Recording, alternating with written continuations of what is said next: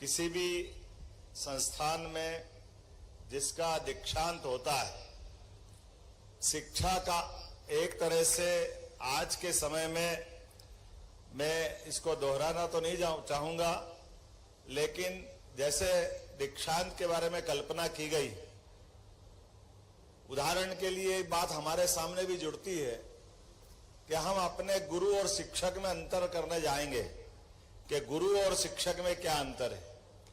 तो जो सिलेबस में से पढ़ाएगा, पाठ्यक्रम पढ़ाएगा, वो शिक्षक है, और जो संपूर्ण चिंता करेगा वो गुरु है।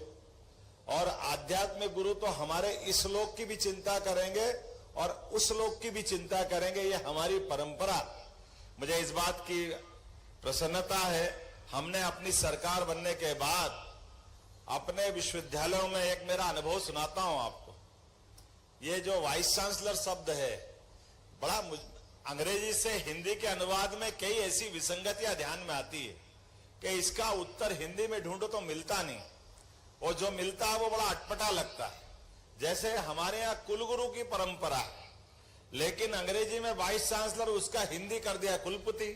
अगर सच्चे अर्थ में वाइस चांसलर का हिंदी करेंगे तो उपकुलपति आना चाहिए, अगर उस तरह से भी देखें, लेकिन उपकुलपति नहीं बोलेंगे, कुलपति बोलेंगे।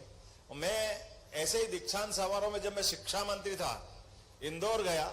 इंदौर में एक कार्यक्रम में जब मौजूद था तो वहां तत्कालीन कुलपति प्रोफेसर रेणु जैन जी के श्रीमान भी वहां आए हुए थे। ऐसे ही बाकी लोगों से परिचय होते होते मैंने पूछा आपका परिचय क्या है, तो उन्होंने कहा मैं आपके कुलपति का भी पति हूं।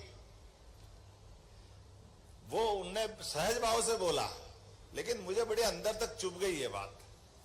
ये हमारे लिए कुलपति का पद बड़ा महत्व का है, बहुत स्थान सब अलग प्रकार का, लेकिन ये केवल हमने अनुवाद करने में, हमारी परंपराओं से हटके शब्दों की रचना करने में, हमने तुरंत जैसे हमारी सरकार बनी, पहली कैबिनेट में निर्णय किया, अब से सारे कुलपति कुलगुरु करे जाएंगे पूरे प्रदेश के अंदर।